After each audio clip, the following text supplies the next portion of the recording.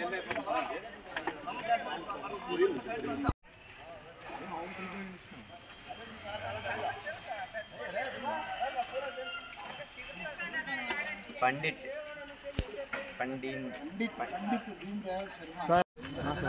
भारत माता की जय, भारत माता की जय, वंदे मातरम, वंदे मातरम, वंदे मातरम।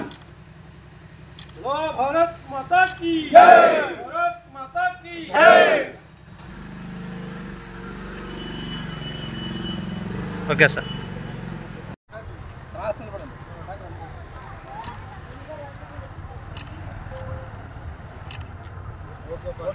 Okay sir.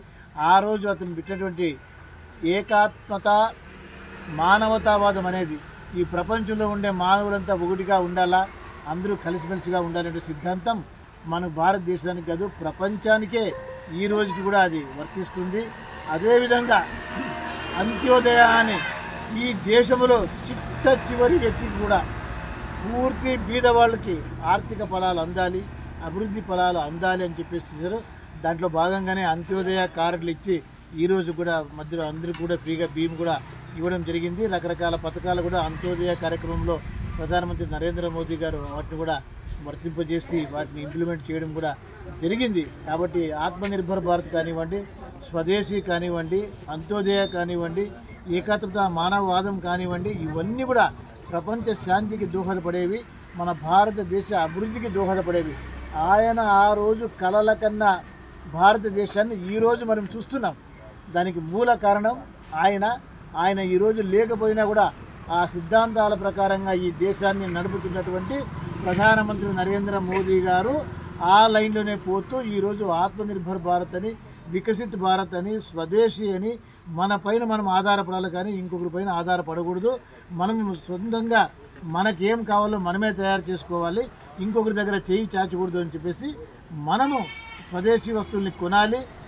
మన దేశంలో ఉత్పత్తి అయినట్లు మనం కొంటే మన దేశానికి మంచిదవుతుంది, ఆ తయారు చేసిన మన వాళ్ళకి మంచిదవుతుంది అనేటువంటి ఉద్దేశంతో ఈరోజు స్వదేశీ మూవ్మెంట్ జరుగుతూ ఉంది.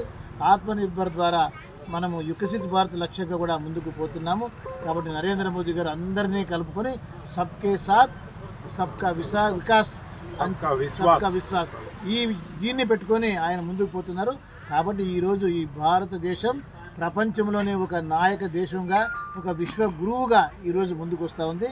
కాబట్టి మన శ్యామాప్రసాద్ ముఖర్జీ గారు, అదేవిధంగా దీన్ దయాళ్ గారి సిద్ధాంతాలని ఫాలో చేయడం ద్వారా మన భారతదేశం విశ్వగురువుగా ఎదుగుతూ ఉంది.